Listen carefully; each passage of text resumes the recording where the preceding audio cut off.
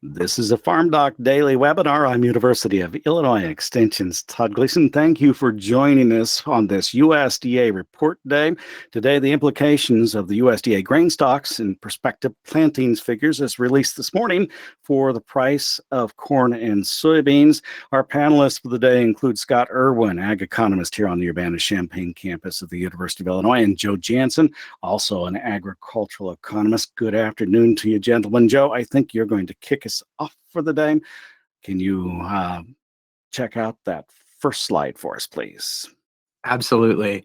Well, welcome. It is a big day in the grain markets. We have a lot to talk about with the release of these USDA reports related to grain stocks and prospective planting. So I just want to sort of take some time to set the scene, what we've seen in the last 4 months in corn and soybean futures prices. Since the last harvest, we've seen a sharp run up in prices, both for soybeans and for corn. A lot of volatility, big day-to-day moves, but overall, we've seen soybean prices and corn prices now, old crop prices up about 30 to 35%. New crop prices for delivery following the coming harvest up about 20%.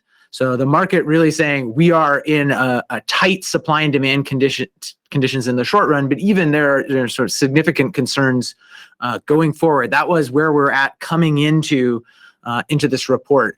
Important to note that sort of two separate drivers for these moves. You see that the soybean prices start moving here in mid to late January. That's really in response to tight supply and demand conditions with respect to the crop in South America and Brazil and Argentina. And so that really had a strong influence on soybean prices.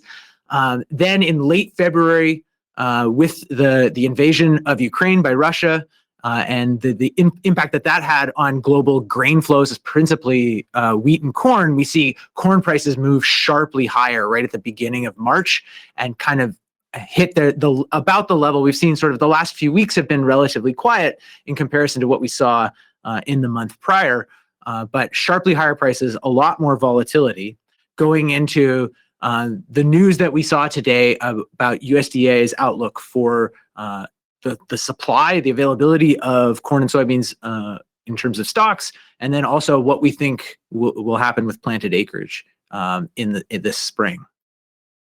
This slide here just shows the market's reaction. So given that sort of situation, what happens today? We want to sort of review the big move that we saw both in corn and soybean prices. On the left-hand side, you see that the 1-day 5-minute chart of corn prices upon the report release that occurred at 11 a.m. Central Time, corn prices sharply higher, up about 24 cents on the new crop December contract, up only about 8 cents on the old crop May contract. Soybean market moved sharply lower in response to the report, but that took about an hour or two to really sort of price in the full impact of the reports. The new crop soybean futures contract, the November contract, down 51.5 today. The old crop contract also down 47. So a big move lower in soybean prices.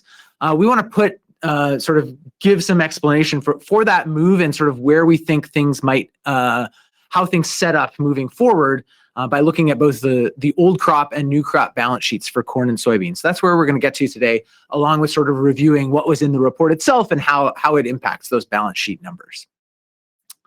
So this graph just shows the history of March 1 corn stocks. So the number that USDA released today in its grain stocks report is the inventories of various grains and oilseeds in storage as of March 1st, based on surveys of farmers and grain elevators and other storage facilities. That number came in at 7.85 billion bushels. Slightly higher than it was last year at the same time, and just slightly below the average analyst's guess based on survey done by Reuters in the last week. So not much of a surprise in the March 1 corn stocks number.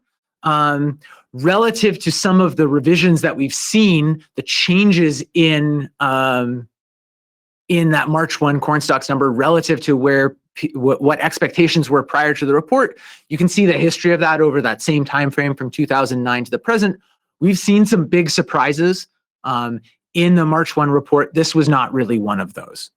This was a number relatively in line with expectations. So that's and so maybe this wasn't the big story about why prices moved the way they did. And that's in fact we saw old crop corn futures not moving a whole lot. The supply and demand picture for corn on the old crop side up until the end of this current 2021-22 marketing year is coming into relative clarity, I'll say.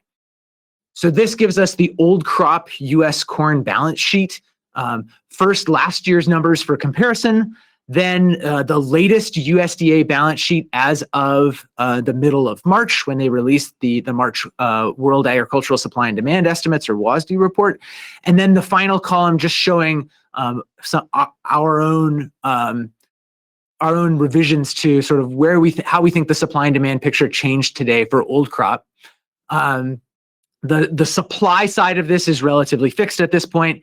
Really, the big changes here might come in terms of usage. If we think about what we now know about how stocks were drawn down between harvest time and March 1st, we sort of see that in line with what expectations were before the report, so we don't change the feed and residual usage much. We revised down the ethanol number slightly, and Scott, you might comment on that. And then we have the export number. Exports relatively strong again in 21 as they were in 2020. 2020 was a very strong year for U.S. corn exports. We're down a little bit from last year, but overall still a very strong export picture for corn. And so that leads us to revise up ending stocks slightly, but not much change is sort of the overall. Yeah, I'll just jump in and just a preview. We'll be talking about it a little bit later, but that downward revision in the ethanol use reflects higher gasoline prices impact on gasoline demand. That's right. Okay, moving over to soybeans. Again, March 1 soybean stocks slightly higher than last year and just a hair above average analysts' guess. So the number is 1.931 billion bushels, just above the 1.9108 number that was the average guess. So sort of in line again with expectations. And that gives us a pretty similar picture on the old crop balance sheet. We see, again, supply side of this relatively fixed. We haven't updated our numbers relative to what USDA has put into the March WASDE report on the supply side. On the demand side, we do see room for slightly higher exports. Another number that came out today was the export sales for the past week. Export sales in the last month for soybeans have continued to be strong as we've seen that smaller crop in South America. And that has caused us to revise up our export number for soybeans slightly from the USDA number of 2.09 billion bushels to 2.15. There is still some room to maybe move that number even higher, but we are really down to the bottom of the barrel in terms of what that means for ending stocks at the end of this 21-22 soybean marketing year. That upward revision in exports would put us at a stocks to use number of about 5%. That is very tight. And that means we still think there's some room for a higher season average price. So we revised that number up about 25 cents per bushel. Again, that number does reflect sales throughout the entire marketing year. So sales that occurred at harvest, that occurred at lower prices, and sales that are occurring now at very high price levels. So that's the old crop supply and demand picture. With that, I want to transition over to what we learned about prospective plantings and acreage. And that's where I think there's a lot to discuss today. Scott. Yeah. So just jumping in here, the big report in terms of moving the markets today was the USDA's annual prospective plantings report, survey of U.S. farmers nationwide with an as-of date of March 1, which could be in the future important. You saw the big run-up in corn prices essentially started in the middle of the survey period. And so there could be some unusual volatility in these numbers going forward. But this is what we have to work with today.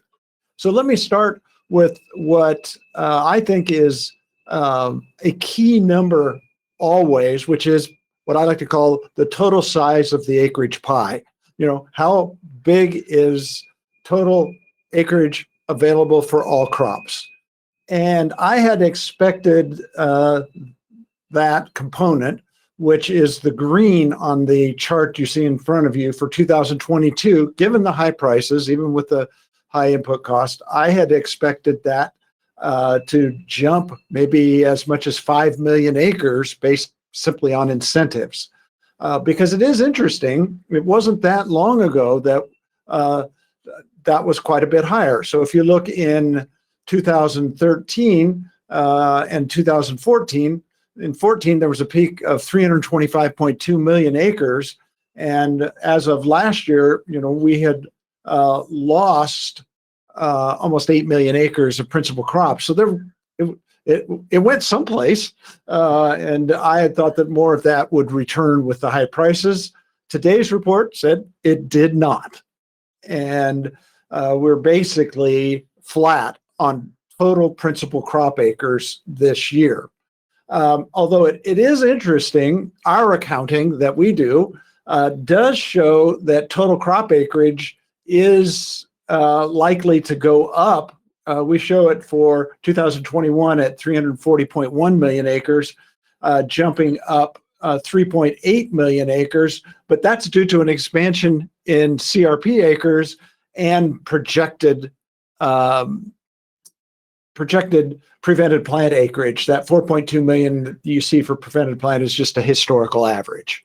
And so one can always wonder, Joe, about how you add up all these numbers, but it does give you an important perspective. But the message is, and this is part of the big surprise to the market today, was no increase in the overall number of acres in the U.S. And that, of course, is then going to filter through all the other crop acreage numbers you look at. And this map shows principal crop acres by state. And basically the picture is pretty simple. It's about an even mixture of blue, which represents increases in principal crop acres, and red, which are declines. So you just see a lot of relatively small increases and decreases. The most notable larger increases are up in Montana and Wyoming, probably drought recovery there.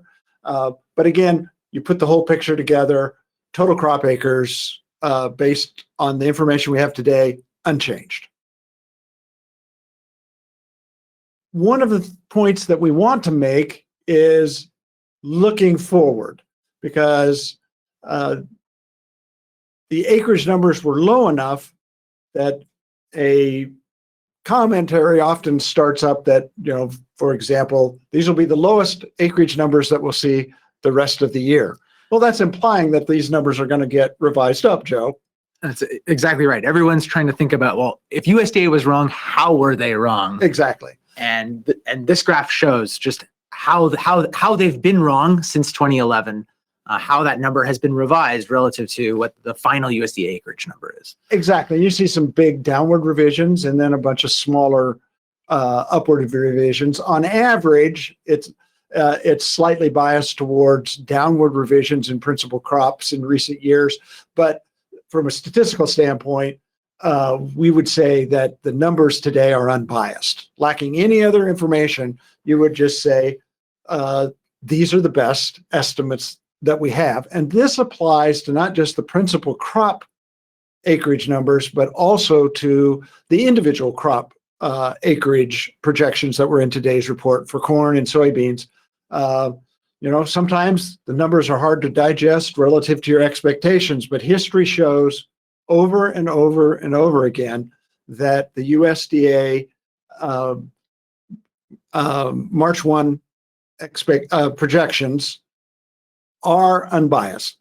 It's incredibly difficult to predict the direction and magnitude of revisions to total principal crops or individual crop acreage estimates for corn, soybeans, wheat, anything. I've done a lot of work, Joe, on that last year, trying to figure out how to project USDA's revisions on corn and soybean acreage estimates with almost a complete lack of success. I did find a small correlation to planting progress. We have a dry, open spring where we plant corn rapidly. We tend to plant some more corn, but even that effect is not very big. So, it's an important message that you should take these numbers as the best acreage estimates available today. All right, another important perspective from the report today is, okay, total principal crop acreage basically unchanged.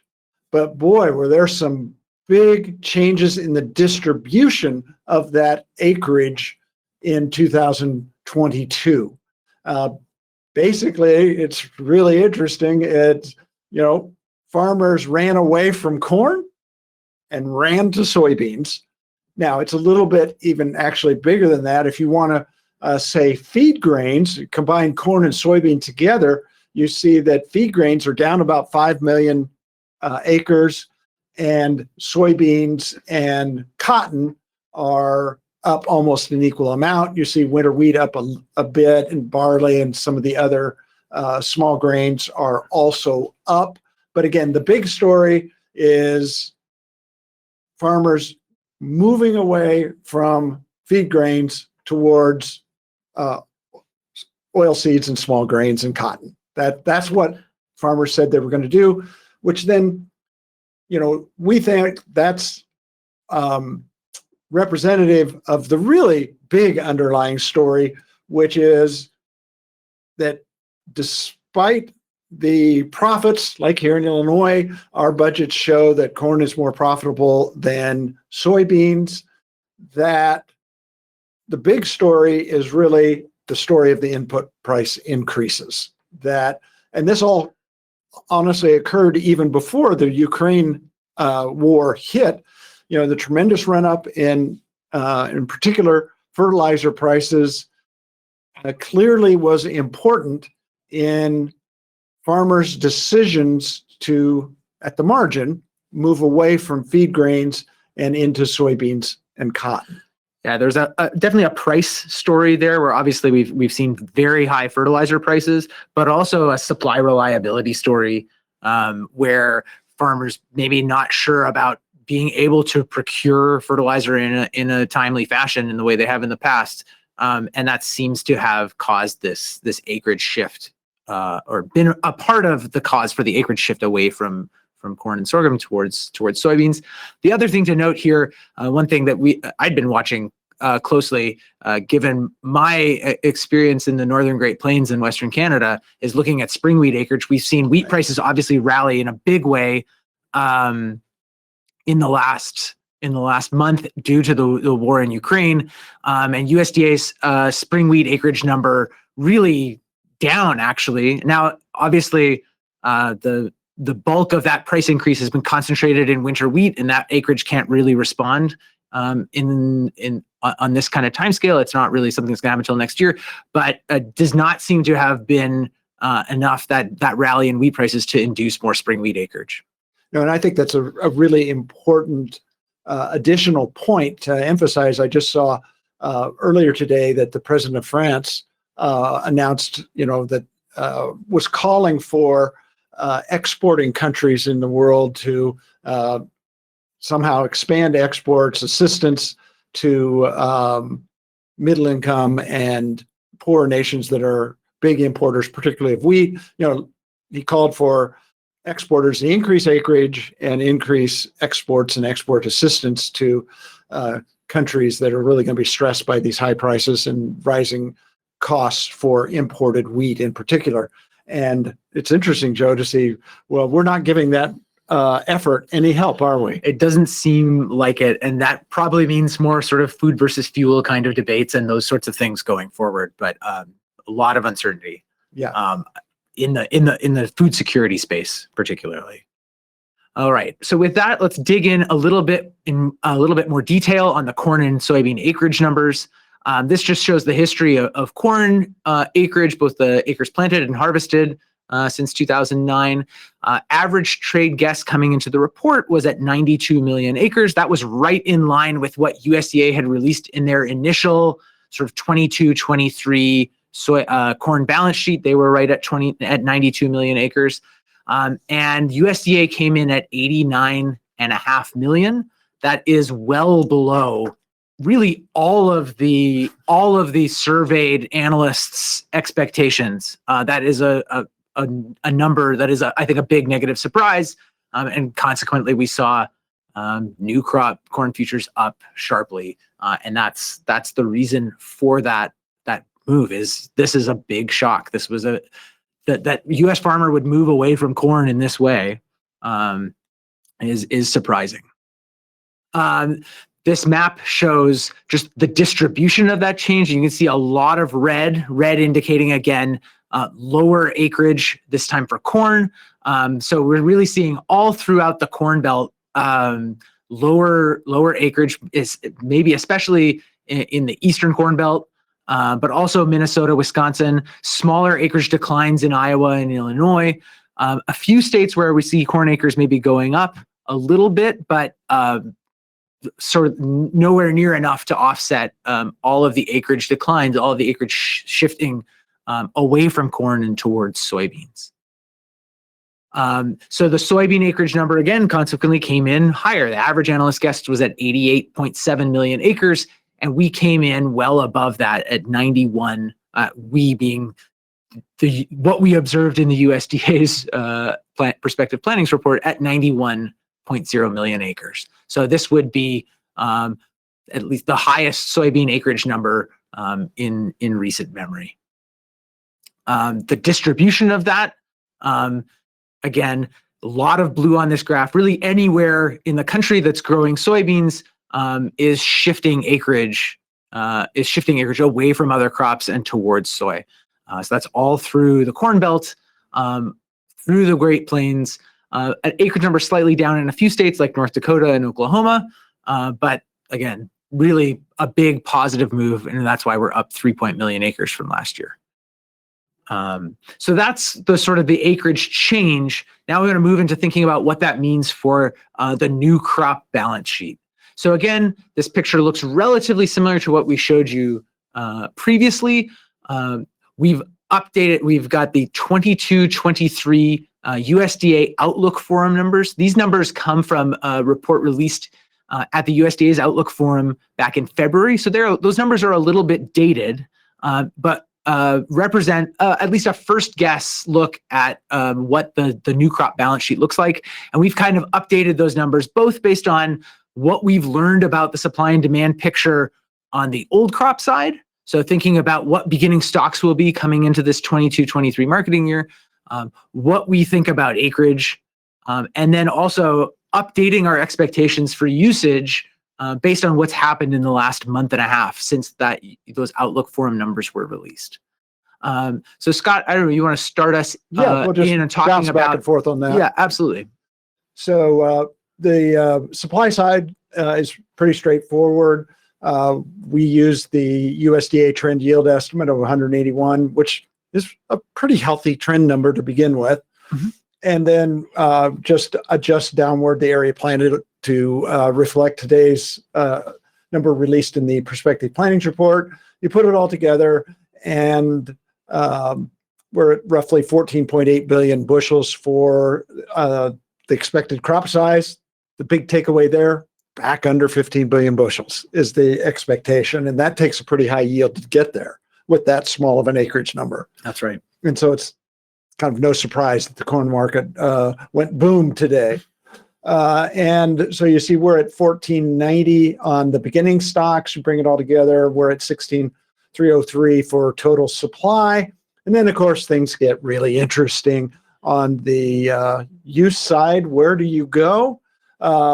We drop the feed and residual number 50 million bushels to reflect a little bit lower projected crop size, so the lower residual, and just a price impact of the higher corn prices that we and the market are projecting on livestock feeding. So we dropped that from 5650 to 5600. And you'll see this is one that's going to get a lot more discussion going forward, Joe, is ethanol use. It's really crept up on us really quickly. And so the USDA was at 5,400, and we've dropped that 150 million bushels to 5,250. And based on recent information, that may be even slightly optimistic. So why are we so different than a lot of people right now on ethanol use? Because it has been going well until very recently. Well, it's based on this information. This is weekly usage of gasoline in the United States. And the key numbers that I want us to focus on is the 2019 line, which tends to lie towards the top of this chart, and the 2022 line, which is in bright red. And the story is, coming out of the pandemic, you see what happened in 2020, we had a slow recovery that took place basically over a year, but basically coming since mid last summer up until about February 1st, U.S. gasoline consumption had recovered back to pre-pandemic levels of 2019. And you can see that just looking at the chart. And that was why we were having some robust projections of ethanol use, because you just basically take 10% of these numbers, actually a little bit higher, 10.2% of these numbers, and you get ethanol use. It's really close to that. But something has happened, obviously, and it's this. This is a chart of gasoline prices on a weekly basis from the EIA. This is all grades all throughout the U.S., so it's a giant average. Going back to the first week of January 2021. And so we can see that we've had this kind of slow but steady rise from roughly 250 15 months ago, the beginning of 2021, to about 350 in late 2020, and kind of stabilizing there. And then the Ukrainian war hit in February, and as we know, prices have exploded now to a national average that has approached $4.50 a gallon. Yeah, that's right. And so with higher energy prices in general and higher gasoline prices specifically, we've got to think that consumers are going to start economizing on fuel. Exactly. And then that's exactly what the weekly data show. Now, there's a lot of noise in these weekly numbers. The monthly numbers from EIA are more reliable, but I think this is a canary in the coal mine kind of moment, Joe. We first saw, look in February, that we were starting to run 1-2% behind 2019, but not too far behind, really. But those high prices hit, and I've really been surprised how quickly we're seeing the impact. In recent weeks, we're running 6 to 8% behind 2019 pre-pandemic levels. And so that's the explanation. I think that's an important story to continue monitoring and watch as we move through the remainder of this marketing year. Yeah, I think a lot of the chatter around the energy situation is, well, maybe ethanol can step in and sort of fill this gap because the tightness in the global crude oil supply and demand picture. But really what you're saying is there's an element to which these things are complements. And if we drop crude oil use, we drop gasoline use, we're going to lower ethanol use, and that's going to have an impact on the USD, on the supply and demand picture. We'll probably get a question on this, so we just will go ahead and handle it here, Joe, which is it's rumored that the Biden administration is going to give an emergency year-round waiver for E15, and that might offset this a little bit. But our number at 5250 is actually only about, what did we use? 3%, I think, decline to get there, Joe? Something like that. Yeah, I think that's right. And right now, the market is saying, right now, we'll have to see how things, balance out. You might argue that number accounts for some additional E15 use, even to make 5250 with these kind of retail gas prices and the demand impact. I mean, it's just economics at work. We're just marching up an extremely inelastic demand curve. That's right. Yeah, you have to think that consumers are going to economize on fuel. Because the prices are now up, at least a third in just a few weeks. Absolutely. And so it's going to have an impact. Exports, obviously, this is an incredibly uncertain situation with the situation in Ukraine. Russia's exports of wheat. So in light of that, we have essentially punted, yes, I think, and said we're going to leave exports unchanged from the USDA Outlook Forum number. I think there's obviously room for growth there as the world feed grain market needs U.S. corn, but there's considerable downside risk there as well. And so we've left that number at 2350. That gets us to an overall ending stocks number below USDA's Outlook Forum number. That's just reflecting this decline in acres, meaning lower production and lower available supply, and a slightly tighter stocks to use number at 11.4%.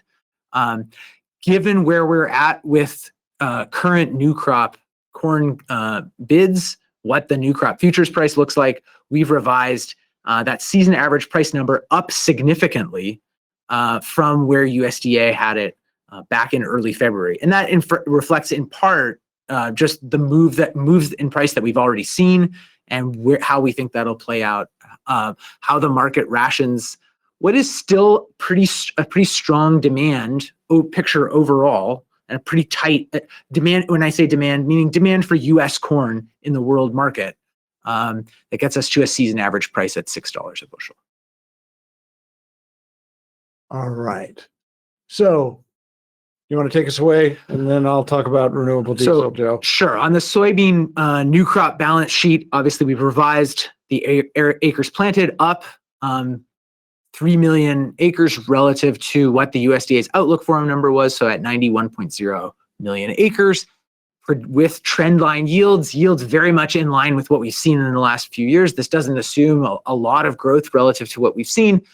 That gets us to production of about 4.6 billion bushels.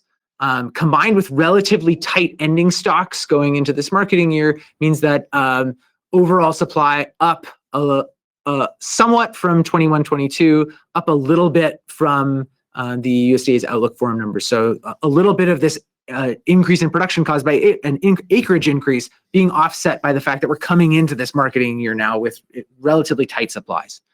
So what we've done on the usage side, we've revised our crush number up 25 million bushels from the Outlook Forum number. That reflects projected continued growth in renewable diesel production, just a strong pace to crushing soybeans in the United States.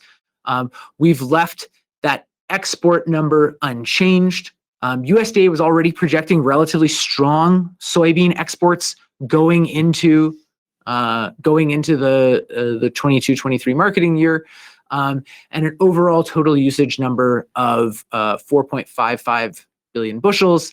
It gets us to an ending stocks number of 335 million bushels and a stocks to use ratio of 7.4%. So relative to what would look to be an extremely tight supply and demand picture at the end of 22-23, based on that lower acreage projection, that where the trade was at, where USDA was at prior to this report, with these acreage numbers, we have a much more modest decrease in that ending stocks to use ratio, and really very similar outlook for the season average price relative to what we saw this year.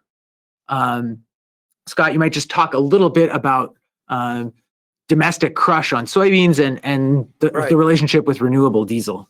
Right. So obviously there's some uncertainty, particularly on the export side for soybeans, but a real interesting set of developments on the crush side that's being driven by the renewable diesel boom.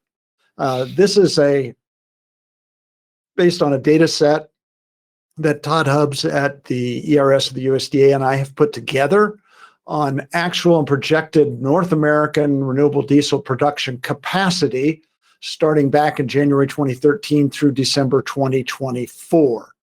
And you can see a long period, really right up through 2020, where renewable diesel was a pretty minor piece of the biofuels picture in the US and the rest of the world, maybe 500-600 million gallons per year for a long extended period. And then just an explosion in the construction in renewable diesel plants. We've already seen the addition. In 2021, we added 1 billion gallons. 2022, scheduled to have added a total of another 2.2 billion gallons. That looks like that's a pretty sound number. And we just kind of keep adding for a few more years at that rate based on announced plans. Of course, those are not all finance, and there's a lot of belief that a good chunk of the planned capacity for 2023 and 2024 may well not happen. But even if none of it happens, it's a pretty remarkable story. Let's say we know what happened in 2021. That's based on documented. 2022 is going to be close at 2.2 billion gallons. And so by the end of 2022, we reach a really interesting place in terms of renewable diesel production. 3 billion gallons of production is, to me, a critical number to put this boom in perspective. We're talking about roughly 8.5 pounds of feedstock, soybean oil, canola oil, corn oil, used cooking oil, so on, for each gallon of renewable diesel that's produced. So that means that 3 billion gallons of renewable diesel production is going to take something north of 25 billion pounds of feedstock. That's a phenomenal number. Just to put it in perspective, that's currently equal to almost all of the soybean oil that we produce in the United States. I mean, it's just causing massive changes in the pricing dynamics in our soybean sector. That's why you see this rush to build domestic crushing capacity, lots of announcements about new domestic soybean crushing plants or expansions going on. Well, this is what's driving it. We don't really have time to get, well, what's behind this? In short, it's the California Low Carbon Fuel Standard, and we probably should end it. We could go on and on and on this topic. So we'll just close it out with a summary. You know, basically, March 1 stocks report was a non-event, no changes. Big stories we've already indicated is the switch to soybeans from corn. We didn't really focus on this, but it is interesting that the total amount of corn and soybean acreage in the U.S. for 2022 that's now intended is basically the same as it was in 2021. It's just that we've got a big switch from corn and soybeans. And part of that is, I think, related to the idea that the acreage pie didn't really grow, or USDA is not projecting the acreage pie to increase in size. So we're not finding maybe new or sort of idled acres like we may have in the past in response to when we've had high prices like this, if we think back to those years like 2012, 13, 14, like you were talking about. Yep. So the overall balance sheet implications are continued tight grain and oilseed supply and demand balances with much higher than average historical prices, and tight stocks plus a war in Ukraine and everything that potentially could bring equals extreme price volatility. And we've certainly seen that in recent days as the markets thought, oh, peace is breaking out. We crushed the grain markets, stock markets, jumps. And then the next day, maybe not so much. So this is going to just continue. Yeah, in the environment that we're in, seeing a 20, 30, 40 cent per bushel move on a given day, and it just becomes sort of like, oh, it's another day in the life of the grain markets. Whereas, a year ago, that would have been a really big event. And now it seems like that's Tuesday or Wednesday. Great way to put it. So I guess we're ready for questions, Joe. We are ready for questions. I will remind the folks that are online that they can put those questions in the gray box. There are a few of them there. I'll let Joe and Scott take a quick look at them to get themselves settled into them and remind you that our programs are supported in part by a few places. The educational partners are FBFM. That's the Illinois Farm Business Farm Management Group. Of course, the Department of Agriculture and Consumer Economics. That's the group that Joe and Scott belong to, the department, the Ag Econ department here on campus, and University of Illinois Extension. And then we have some underwriters as well, including the TIAA, Center for Farmland Research, Compere Financial, Corteva AgriScience, the Illinois Corn Growers, Growmark, Farm Credit Illinois, and the Illinois Soybean Association. And one final slide to put up, just as a reminder that there will be probably, I think Jim Baltz will have to correct me if I'm wrong, a survey as you exit. Fill that out. You can find this particular webinar, all of them, in fact, on our YouTube channel. You can see that website address down there in the right-hand corner, youtube.com/FarmDocVideo. And of course, visit the FarmDoc Daily website at farmdocdaily.illinois.edu all of the time. And we have a Facebook page as well at facebook.com/FarmDoc. So all of those things are things that you can check out. I know Scott and Joe, you probably had some time to take a look at those. I have a question I want to ask first since I'm in the driver's seat at the moment. You didn't mention inflation. I want to know why not, and if it will play much more of a role. If you're asking Todd about the role that inflation might play in determining grain market prices specifically, and that's really the focus, has been our focus today, I don't see that as a primary driver relative to something like, relative acreage decisions, interruption of trade flows due to the war in Ukraine or something else. That might be my personal bias, but I don't see that as maybe a major driver. Yes, we've seen input prices for everything going up. And we've also seen we have very high corn and soybean prices relative to historic averages. So in some sense, in terms of how that changes the relative price picture or something like that, I don't see that as a major driver. But Scott, you might have different thoughts. No, I agree completely. I think a lot of discussion about inflation, and it is a very important macroeconomic question and issue, obviously. Probably in the grain markets, the place, the channel that it can impact prices and supply-demand balances is what we economists call the speculative demand for stocks, which that brings up a very loaded term, Joe. But under these circumstances, there's clearly a demand to hold more grain stocks given conditions than otherwise would occur.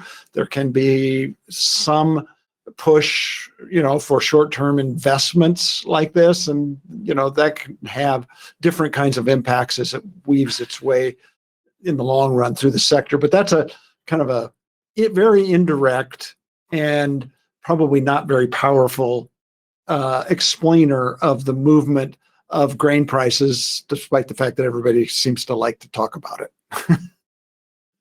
So, I was just, Joe and I were talking, I think I just, hit this one up front, Joe. The question is it realistic to believe that a significant segment of the current CRP land Up to 4 million acres could be brought under cultivation for this year's planting crop season. Yeah, and Scott, just maybe to put in context, we have about, is it 20-ish some million acres of CRP? Right. We have about 22 million acres in the CRP.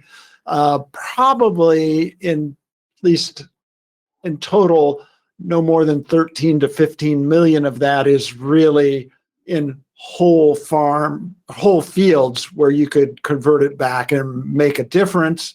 And so there's been a lot of discussion about this, which I helped prompt. So that's why I should handle the question. Been more than a little controversy over that, Todd. And I mean, my answer in simple is I don't see this having legs for the spring planting season. It's just too late. And I think you're already seeing the reticence that farmers are having to expanding acres in total already. So I just don't see that, even if it was announced, I just don't now, not convinced we'd see much response. I think where it could be much more interesting and potentially have more of an impact would be in two ways. One would be if we opened up CRP acres for grazing and haying this summer, particularly in the really drought impacted areas, and then potentially opening up the CRP for fall winter wheat planting in an effort to increase wheat supplies around the world. That gives us some time to think about it, to get out there and talk to people, and the USDA to get organized on it. I think that's much more likely, where if they're going to do something, that's the horizon and the crop that makes most sense. I think that's right, given maybe the distribution of those acres. Again, I have a lot of skepticism about this idea personally, just in terms of, how much additional supply could really be brought into the market. I mean, we know that these acres are ecologically sensitive, not particularly productive on average. So if our average U.S. Wheat yield is somewhere in the neighborhood of 40, 45 bushels an acre, I don't think these acres are going to make a material dent in the supply and demand hole that we're in. So one, you'd have to leave enough lead time to really bring these acres properly into production. It's not something that we can decide in the next few weeks. Right. It's going to take, it would take significant tillage and other things to get those acres in condition that would make them at all productive in a meaningful way. And then two, sort of like, even then, what kind of production could you get out of them? I think there are probably the answer to this is a bigger, more global answer about like where in the world, not just where in the United States, can an acreage respond. Well, let's go from that to ethanol. Question where I was here headed. is a question says, what about a USDA forecast on ethanol usage being underweighted because of corn oil values and impact on crush margins? That's actually a really interesting question, because ethanol has participated in the renewable diesel boom through corn oil. Corn oil prices have tripled since 2021. I mean, it's a veg oil, and they all go up together. So there's been roughly a tripling. I think they were about 25 cents at plant level last time I checked, and now they're in the neighborhood of 70, 75 cents. So this has certainly helped corn oil contribute more to the gross margin of the gross revenue of ethanol production here in the U.S. But it's still important to note that off the top of my head, I can't quite remember, but it's something like it's gone from maybe 5-6% of gross revenue to 8 or 10%. I'd have to look those numbers up at the top of my head, but it does help the margins, but it's starting from a dollar and cents amount in terms of magnitude, that even a big jump doesn't change the overall margin hugely. Every ethanol plant that is producing and selling corn oil is glad it has it and it's contributing to the margins. But I think what's going to happen in 2022 is that's going to be swamped by basically demand rationing in the E10 market. Yeah, so maybe along those lines, we've also got a question here about E15 waivers and thinking about the ability of E15 to expand corn demand. The question is, would that have an impact at all, given that there are restrictions about the timing of the usage of E15 into summer months, and that we haven't really seen materially higher blends when the waiver is active. So Scott, maybe you want to talk, just kind of finish us up on sort of the ethanol demand picture and how that might relate to corn prices. Right. This is something that the corn and ethanol industries have badly wanted for a long time.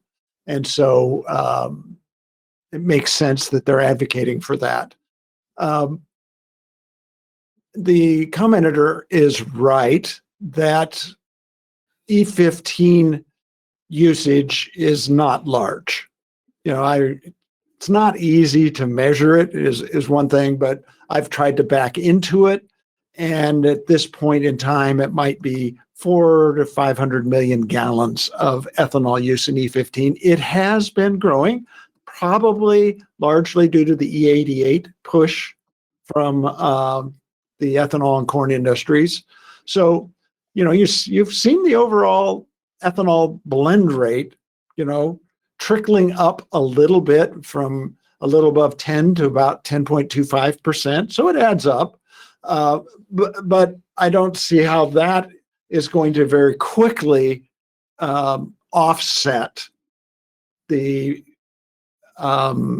likely rationing that we're going to see just simply due to high prices. So I expect, unless there's just some kind of big program, big national rollout that I'm not anticipating on E15, I just don't see it being different than what it has been, which is kind of small, slow, steady gains in ethanol consumption from that aspect of the market. Okay, we've got a relatively, I think this is a relatively easy question, but I don't have the specific answer for it. Scott, I think you do. Does the USDA publish the exact time frame for the survey, and does prospective plantings internalize the price impact of the war in Ukraine? No, that's a great question. And in fact, they had a graph in their executive summary handling this. Basically, the survey period is the week before March 1st to the week after. And so this is right then in the midst of that massive run-up in corn prices. Yes. So and I think it is an open question. It's a really good one.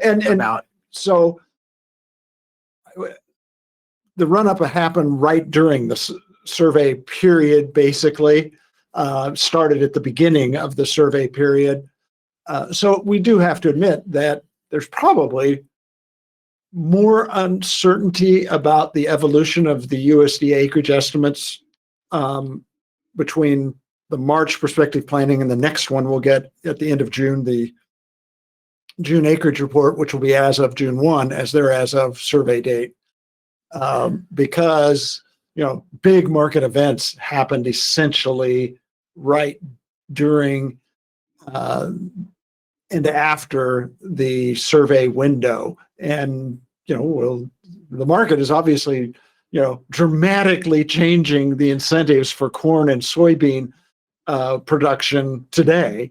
And we're going to hear a lot about market effort probably to buy corn acres back going forward. But again, I'll fall back on we've been through this before, and I've not found any concrete evidence that any kind of movement in corn and soybean prices reliably predicts revisions in USDA acreage estimates between March and June.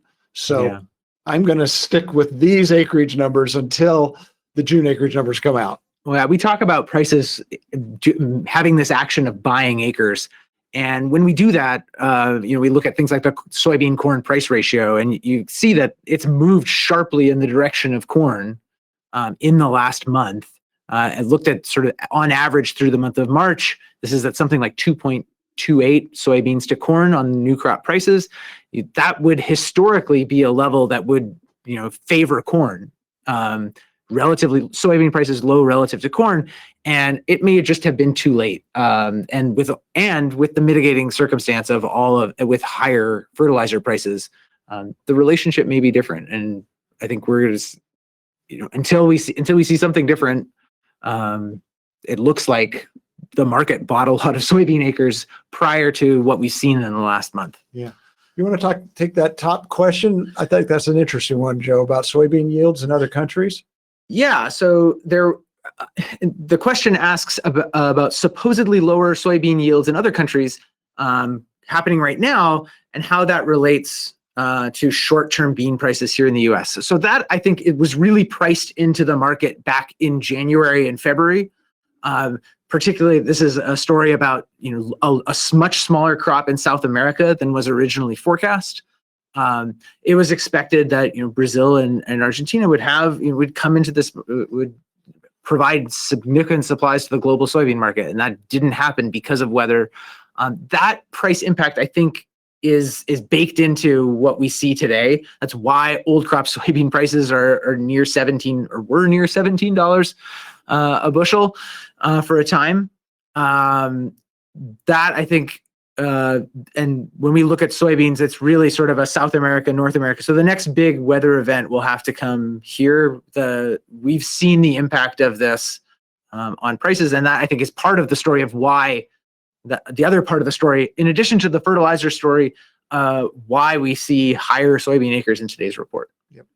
All right, one I'm going to take. We're now in the lightning round, Joe. Okay, let's hit it. We go fast. So, talk that the Biden administration might release 1 million barrels of oil from the strategic reserve for the next 180 days. I think that's actually a proposal that we're going to release basically 180 million barrels from the U.S. Strategic Petroleum Reserve.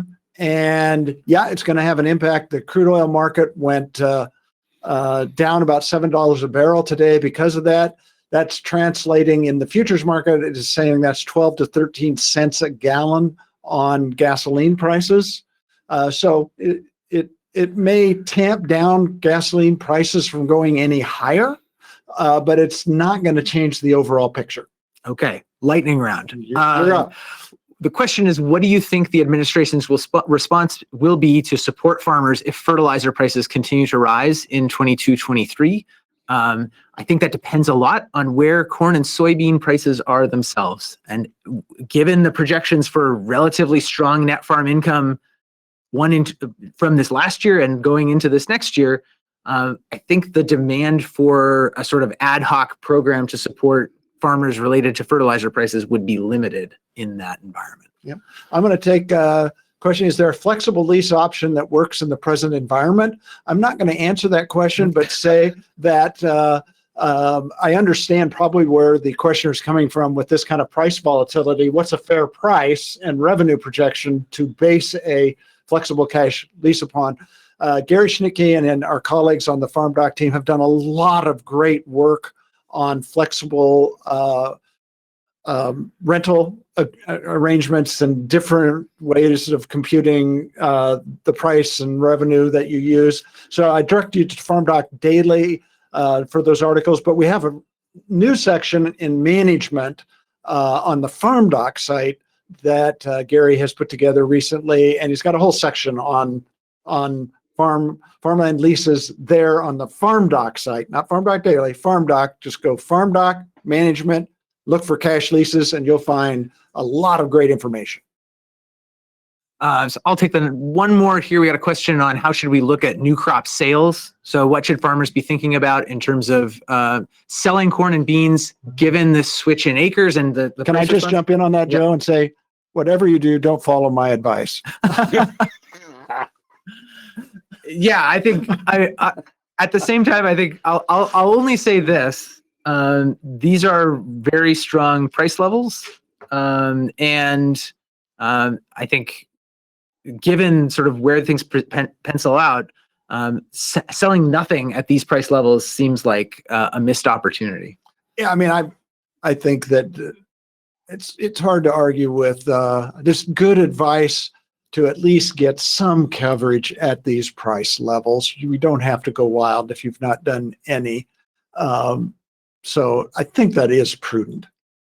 We got time for a few more. Okay.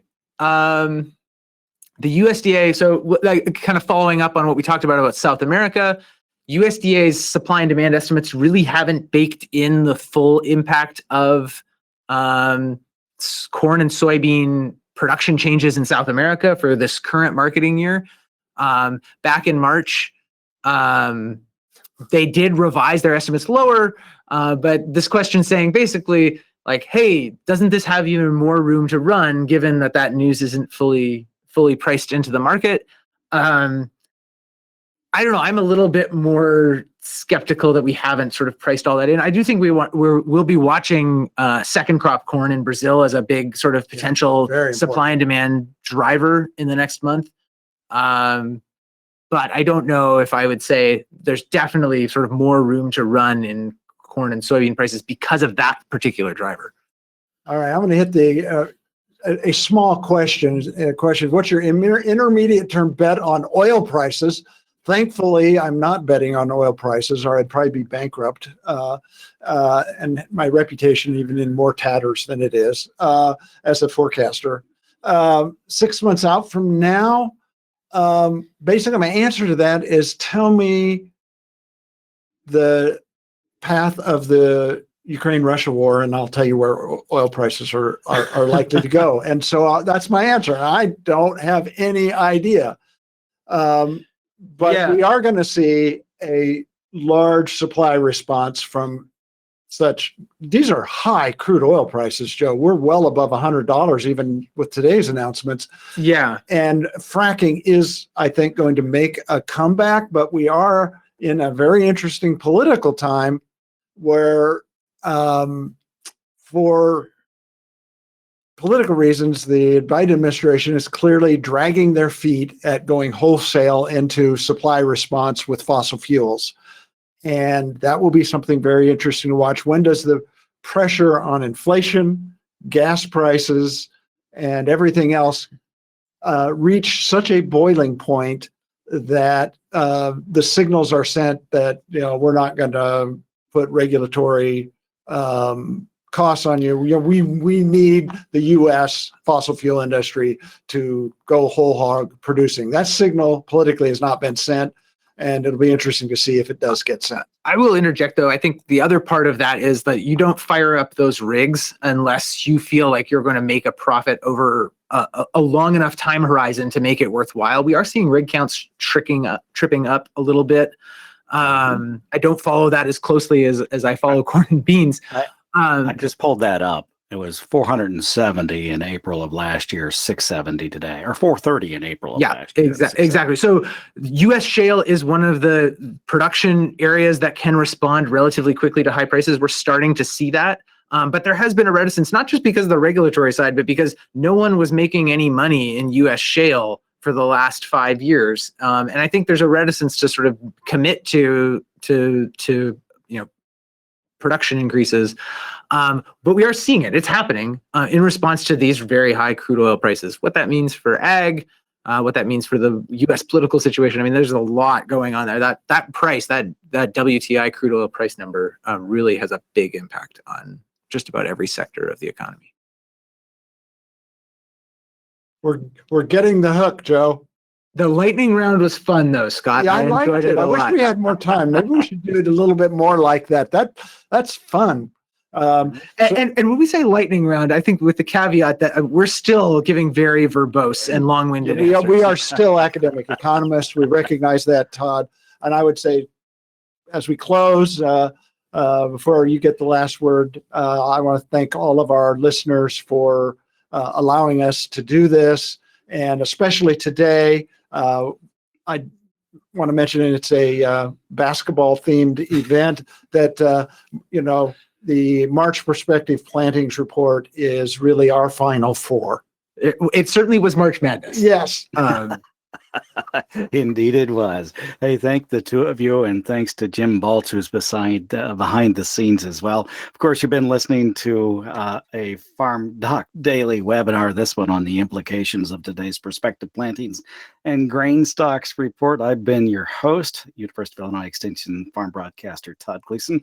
Don't forget, you can find us online at farmdocdaily.illinois.edu. And this video will be there as an archive and up on our YouTube channel at youtube.com/FarmDocVideo. Have a great afternoon.